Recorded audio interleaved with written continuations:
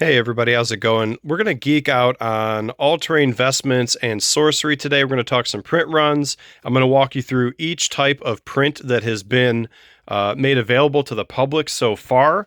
And basically, I'm sort of celebrating the fact that I finally was able to finish this like a mini collection of all-terrain vestments where I was able to get my hands on one of each type of print that exists.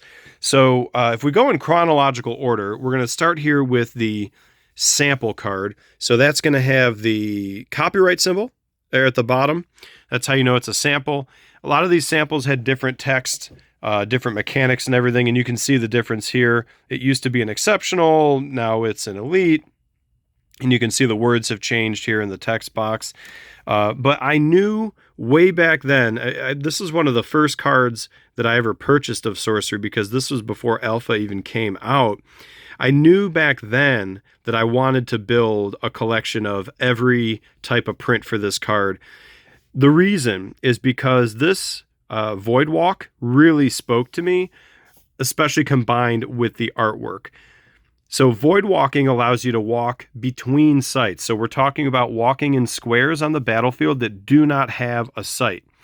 So when you come now with that understanding and back to the artwork of the card, it's like, what would the void look like? And I think Elvira did a really good job depicting that. It's basically just a lot of blackness. I don't know if this is maybe a little bit of dust or a little bit of light, sort of just to give you some depth that we're, not on a two-dimensional black plane, but we're more in a three-dimensional space that is a void, so it's kind of just endless nothingness until you hit the next site.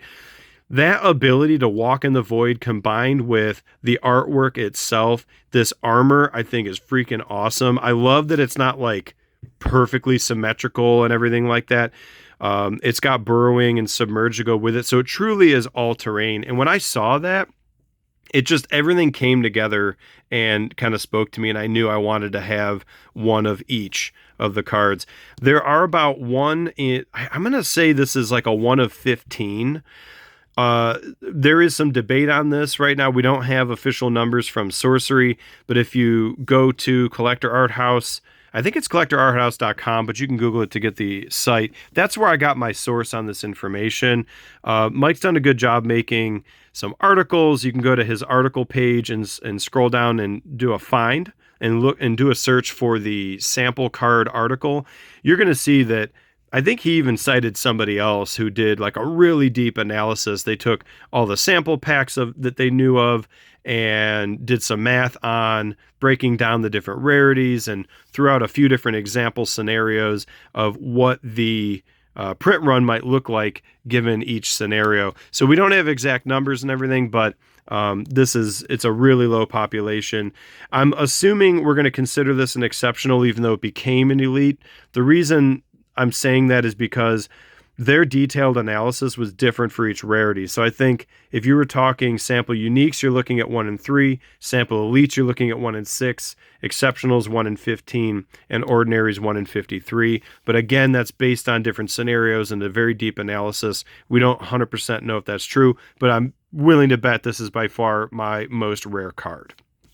Now, if we move into the next card, we've got an Alpha Artist Proof. So this is going to have like perfectly square corners, right? Where all the other cards are rounded. Okay.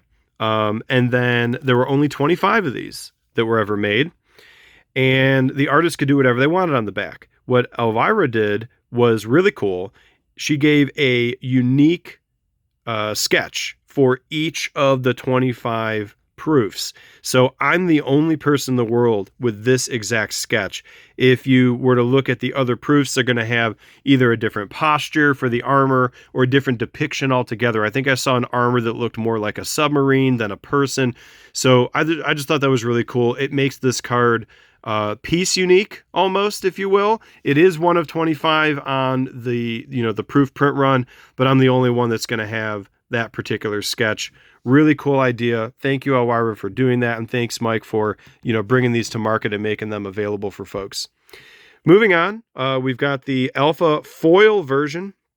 So I love how they mapped the foil out. If I can get it to show Look at the main viewfinder right here. I'm just going to call it a viewfinder. It's probably like, maybe that's the piece of glass that the person would be looking through if they were wearing the armor, but it's so shiny. They've got like full on foil there, but not as much around the rest of the suit. And you could see here, it shines on, the other viewfinders and of course in the background and everything. It came out beautifully. I love the subtleness of the foil. It's not like a super fancy, don't get me wrong, I love the super fancy foils for other cards, but for cards like this, I really like the subtle tastefulness of it. And the back is a full art non-foil back, so you could see what it looks like without the text box obstructing it, which I also thought was really cool. So print runs on an alpha foil are going to look more like 466 for the elites, 250 for a unique, 780 for an exceptional, and 1164 for an ordinary. I don't know if those were officially confirmed by Sorcery either, so take that with a grain of salt. My sources again on that are articles from Collector Art House, but that's going to be, for now, where I'm going to basically assume this is a 1 in 466. Moving on to the alpha non-foil version of the card.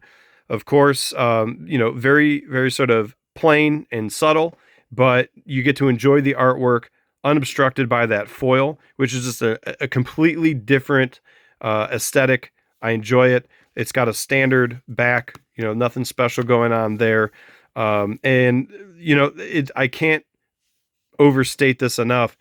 Yes, the foil is rarer. Yes, it looks cool with the foiling, but you could tell, like, look at even the yellow color looks more orange. Like, this is the original way that Elwira painted it. So if you want that original aesthetic without the fanciness, the non-foil card is the way to go, or the back of the foil card is the way to go. And so you just get a different flavor. That's all. It's just different. Okay. On to beta. So we've got a beta symbol here. A little bit easier to see it in the non-foil because the writing just kind of comes through a little bit easier. I think if I tilt it with the lighting, I can probably get it. There we go. Where you get that B. This is going to look the same as the alpha. I think I've noticed a little bit of a coloring difference, maybe a little bit less saturation on the betas. I don't know if I've looked at enough comparisons to truly say that.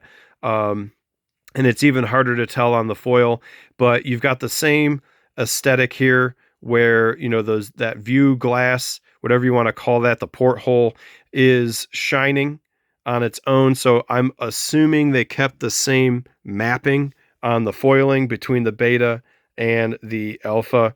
Also to mention, foils have cold foil raised lettering and text boxes, which are really cool as well. And that's going to be both on the alpha and beta.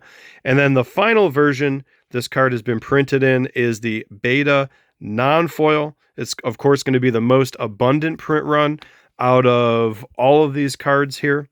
And I believe that the print run went up in number as we went through all 6. I just don't happen to know the print run for the alpha non-foil, beta foil, and beta non-foil at this point, but I think we can assume that they go up like this, with maybe the slight exception that maybe the beta foil is probably more rare than the alpha non-foil, but chronologically the alpha non-foil came first. You know what I do? I just thought of something, like as I'm recording this video.